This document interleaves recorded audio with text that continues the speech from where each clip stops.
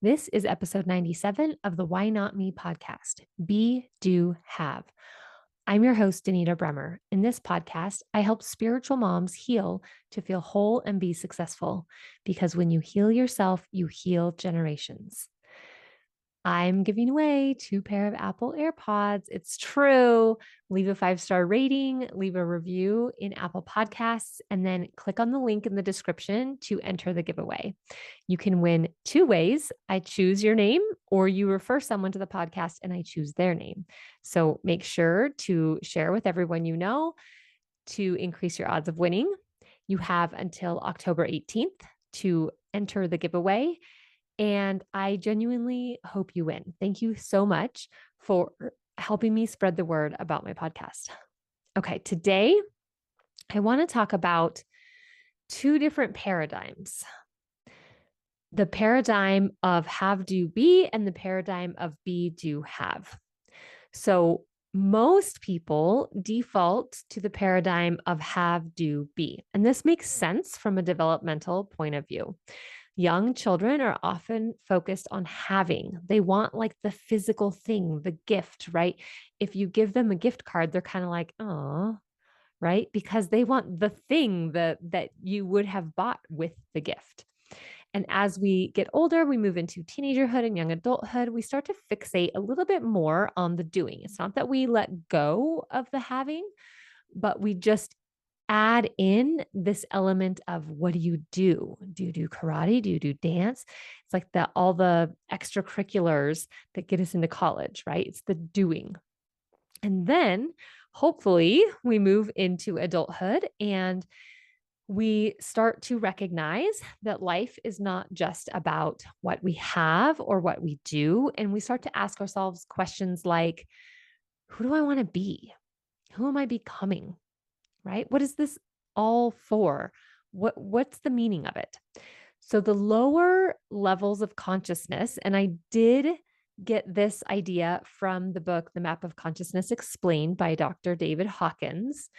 And I've heard this before. It's not a new concept at all, but I don't know if it's just the timing of it. And I've had lots of things land in my lap as far as identity and beingness are concerned. But it really landed for me when I related it to kind of our energy and our consciousness. So I want to just give some examples here. Young children want the things. The teenagers and the young adult, they also want the things, right? The cool car, or the shoes, or the backpack, or the clothes. But then they also want to be seen. Their status comes from sort of what they do, right? And this is also true for adulthood. We don't let go of these things once we've moved into adulthood. But if we move into higher levels of consciousness, then we might become more focused on our being. And some good examples are Jesus Christ, Buddha, Mother Teresa, like those kind of people that it's not really, they didn't have anything, right? And of course they did things. They served and they taught and they performed miracles, but that isn't even really the crux of what made them so amazing. It was more about their beingness, right? Who they were, what they were embodying. Okay. So this is the difference between this sort of lower level paradigm, which is really fixated on the having and the doing, or having in order to do, in order to be, versus the higher paradigm, which is really focused more on the being. Okay. I think of the have, do, be paradigm like climbing a mountain. First, we must have something: time, money, space, cars, houses, in order to do what we want, go on vacation or travel or research or speak, so that we can be what we want: rich, famous, admired, etc. The problem is that it's all backwards, right? Even as adults, we can get stuck on focusing on the having and the doing instead of the being. And a little side note here is when we're in these lower levels of consciousness, when we are fixated, focused on the having, this is where competition and comparison and things like turf wars come in. This is where We have anger and frustration and like, I want what you have and I can't have it, those kinds of things. So, one of the reasons why we want to be aware of this, why we want to be conscious of which paradigm are we living in, is because it brings so much peace and love into the world to move into the higher paradigm. Okay. It's kind of like stages of faith, but more stages of consciousness. And I also wanted to just define consciousness because it's a word I've been using here.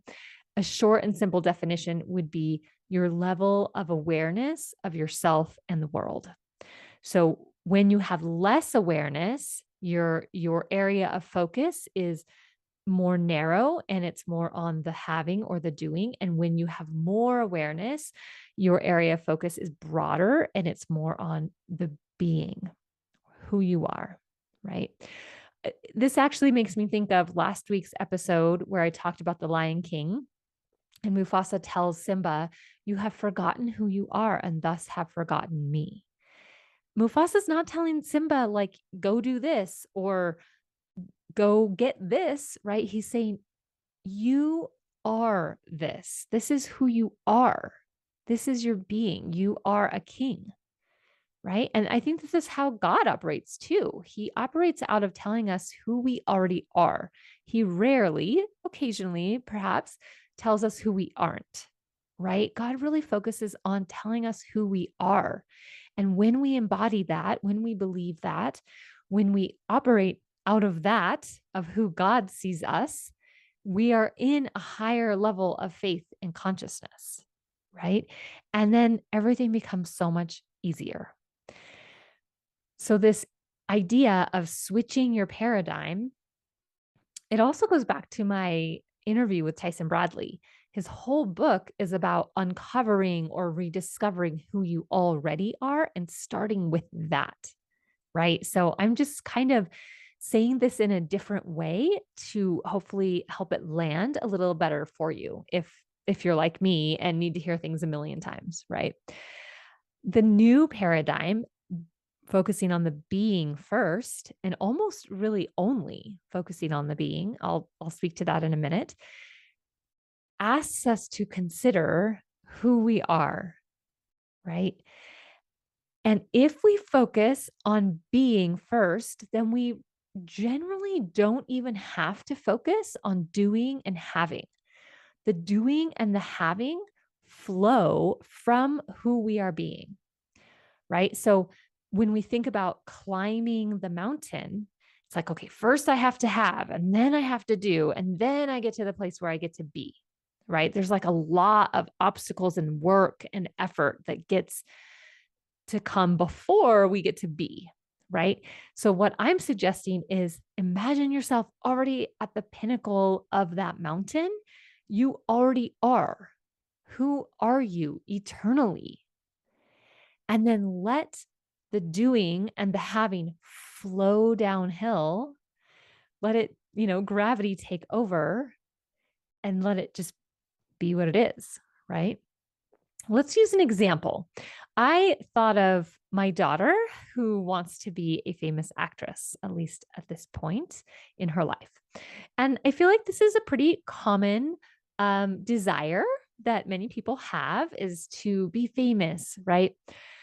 So, what happens when we are in the have, do, be paradigm and we want to be an actor? We might focus on, well, I want to be an actor because actors have a lot of money, because actors have all the cool stuff, all the cool gadgets. They have, the trendy clothes. They have status. They have attention, right? And then we think about like, oh, I want to be an actor because actors get to do these things. They get to be in the movies and they get to, sign autographs and they get to do all these cool things, right? Except that in order to get to those things, first you have to be the actress or the actor, right? And when we focus on what does, my my mentor, the person I look up to. For my daughter, it's Zendaya. Who is she? Right? Who is she being? Not what does she have or what is she doing, but who is she being in the world that got her, these opportunities, right? When we when we focus on the having and the doing, it's really hard to become an actress, right? It's like, I got to do this, I got to do that. Take me to acting classes. I want to do auditions. I have to get headshots. I have to dress a certain way. I have to figure out how to learn to do my makeup, like those kinds of things, right? It's all about the having and the doing.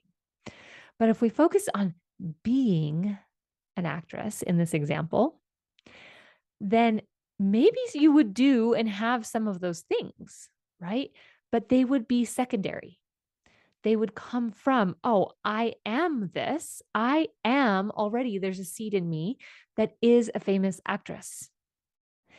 And then your energy pulls opportunity and people to you, right?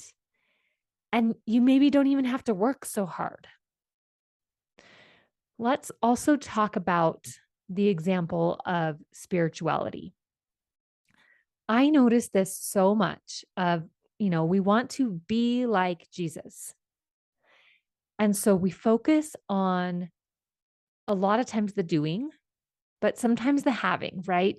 Sometimes we focus on the other family that their kids are dressed so nicely and they all sit in a row, all reverent in sacrament meeting. And like, I wish I had kids like that. If I had those kids, then it would be easy for me to be Christ-like in my family, right? Or we focus on the doing. I have to read my scriptures. I have to say my prayers. I have to go to seminary. I have to go to church. I have to attend the temple, right?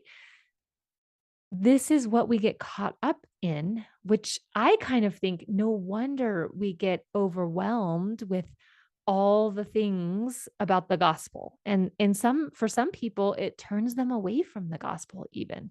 They're like tired, they're burnt out on the gospel because they're so focused on trying to have something, right? Trying to have God's approval, trying to have admiration from other members of your ward, trying to have a testimony, right? And I'm definitely not saying that it is not a good thing to have a testimony. What I am asking here is, are you focused on having a testimony? Are you focused on doing the tasks of the gospel?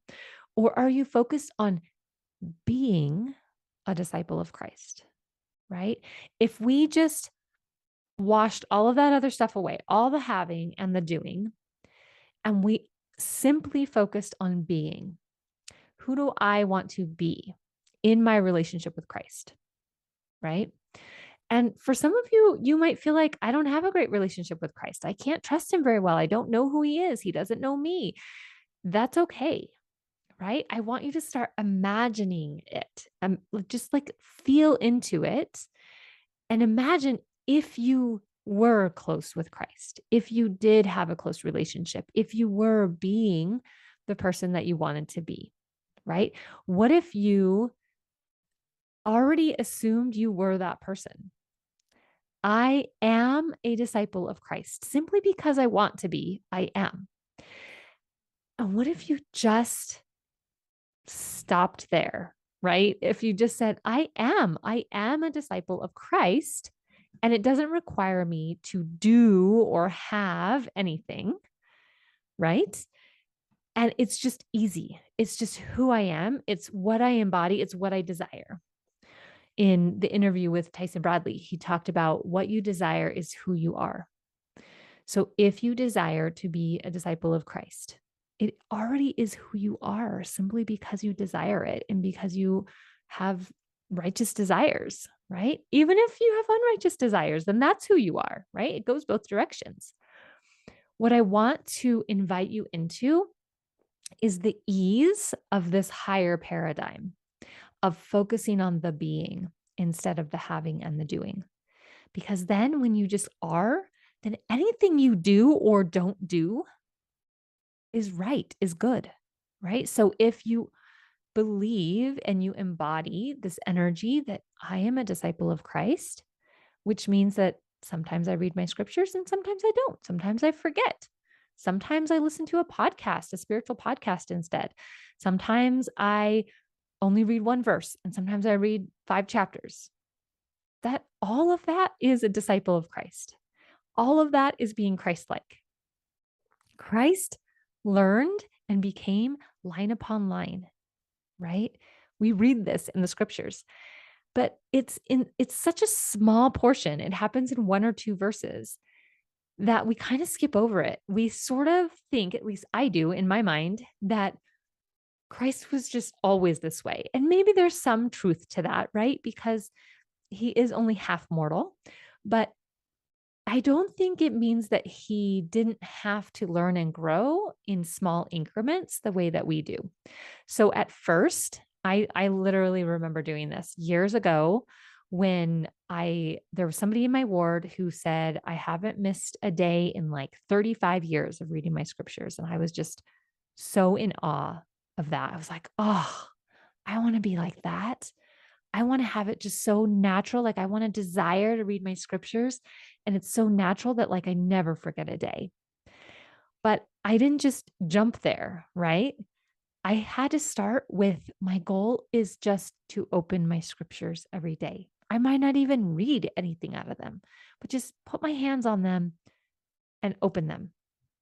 And then it was just one verse. If I just read one verse, I win for the day. Right. And some of the times I would open my scriptures and I would read one verse. And some of the times I would open my scriptures and I would get absorbed in my scriptures and I would read a whole chapter or I'd read for 30 minutes or something like that. Right. And slowly, as I allowed myself to do just one verse, I became a person who reads her scriptures every day easily, just super easy. I rarely forget. Every once in a while, for whatever reason, I still forget, right? But I identify as someone who is a scripture reader, who enjoys the scriptures, who wants to study the scriptures. And I didn't focus on like the action of it. It's just like, oh, that's who I am. That's who I want to be. And so then it just sort of naturally flowed from there. Focus on the being and let the doing and the having come to you. As I have identified as somebody who is a disciple of Christ, who is close to the Spirit, all of the actions have flowed from there. And I didn't have to plan them out or decide what they were. It's just like, oh, I feel the Spirit, so I pray. I feel the Spirit, so I follow up on these promptings. It just was so natural and normal, right? And then the having came, the having of a testimony came. Okay. So I have really loved pondering this and also noticing where in my life I still default to like the having first and not being. And how do I like invite myself to really focus on being? And noticing it in other people sometimes or like things that I read. It's so fascinating. And I do really believe that when we focus on the being and the identity of it, and even I kind of hesitate using the word identity because that feels like a label almost, like it doesn't quite sum up this energy of being. So there's that. But as I have thought about this and pondered it a lot and like started noticing it in the world and in myself, I can see how when we just are, when we focus on the being, it's so much easier. There's so much more ease and flow. Like I was talking about what I really want in that episode with Tyson. I just want a life that's easy and spacious and just flows. And there's not like, oh, I have to go do this thing, right? When we notice ourselves in a rush, it's a little bit of a red flag that we're in that lower consciousness, that we're either in the have or the do, right? So I love this concept. I hope it's been helpful to you. I would love to know your thoughts. Go to my website, danitabremmer.com. There's a contact form and you can write to me, what you think about it if you feel so inclined to do that. Don't forget to enter the podcast giveaway. And that's enough for now. And so are you. If this episode made you think about yourself or your life in a different way, I invite you to come schedule a free session with me at danitabremmer.com. Until next time, go be you and follow the spirit.